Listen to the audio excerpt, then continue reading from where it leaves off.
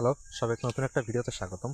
So আজকের ভিডিওটা করার একটা কারণ হচ্ছে, গতকাল নিউজ দেখলাম একটা আরটিভিতে, যেখানে বলা হয়েছে বরিশালের ৮০% বিল্ডিং ঝুঁকিপূর্ণ অবস্থায় রয়েছে। অর্থাৎ বরিশালে বা বাংলাদেশে যদি বড় মাত্রার কোনো ভূমিকম্প হয়, তাহলে বাংলাদেশের বরিশাল বিভাগের 80% যে বিল্ডিংগুলো সেগুলো শেষ হয়ে যাবে একদম।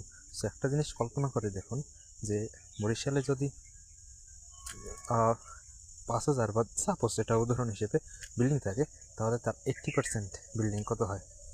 ৫,৪০, প্রায় ৪,০০০ বিল্ডিং যাবে শেষ হয়ে। মানে এটা ভাবতে পারছেন, এটা বরিশালের জন্য বিশাল বড় একটা ক্ষতি। সো শুধু ক্ষতি বিল্ডিংয়ের দিক থেকে তাই নয়, এখানে যদি বিল্ডিংগুলো ধ্বংস হয়ে যায়, তাহলে আমাদের কত হাজার হাজার মানুষের প্রাণ চলে যাবে।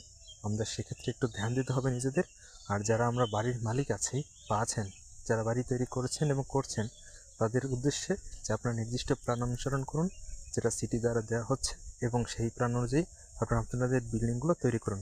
আর সেগুলো অবশ্যই গুরুত্ব সহকারে একটু রক্ষণাবেক্ষণ করবেন, কারণ আপনার একটা ভুলের জন্য হাজার হাজার মানুষের প্রাণ যেতে পারে।